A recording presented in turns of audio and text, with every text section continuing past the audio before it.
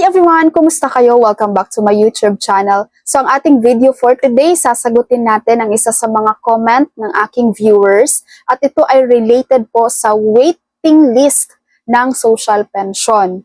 No? Ang comment na ito ay nanggagaling kay Ma'am Miriam Blanco. Sabi niya, good evening po ma'am. Tanong lang po, ang mga waiting list na mga senior, makatanggap po ba ng pensyon? Kasi di pa po ako nakatanggap ng pensyon. So, nasa waiting list si Madam Miriam, kaya yan ang ating sasagutin ngayon. Salamat Ma'am Miriam sa iyong comment. Ang sagot dyan ma'am, para sa mga waiting list, kung makakatanggap ba ng pensyon, actually dalawang pwedeng mangyari ang masasabi ko po dyan. Hindi, wala kang matanggap, maaaring meron. Okay? Dito sa wala kang matanggap, ang mga waiting list po kasi madam, wala talaga yan silang budget. No? Kasi Siyempre, ang binibigay na budget ng DSWD ay yung mga nandun sa existing na list.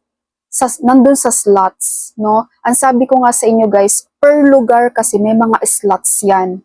Kaya ang daming mga senior citizen na nasa waiting list. So kapag bigayan, of course, ang ibibigay na budget ng DSWD is yung nandun sa existing na listahan nila. Yung pasok lang sa slots ng lugar. Okay? Kaya ang daming mga nasa waiting list. Pangalawa, maaaring makatanggap ka. Dito kasi madam, depende po sa namumuno sa lugar nyo. No? Kasi meron pong mga mayor na hindi pinabayaan ang mga nasa waiting list na mga seniors. For example ko dyan sa City of Binyan. No? Sa City of Binyan, meron silang mga waiting list na mga senior. Ang ginawa lang mayor nila guys, nag-anunsyo, magbibigay ng cash benefits para sa kanilang mga waiting list seniors na hindi nakatanggap ng social pension. Diba? Hindi lang natin alam magkano ang cash benefits na binigay dahil hindi sinabi kung magkano, no? Pero isa yan. Pangalawang example, sa mga Navota City. Sa Navota City, mayroong 1,756 na waiting list senior sa social pension. Imagine guys, ang dami nasa waiting list.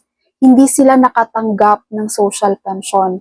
And just today, no, July 11, nag-anunsyo ang mayor ng Navota City na sila ay mamimigay ng tig 3,000 pesos para sa kanilang mga waiting list senior citizen.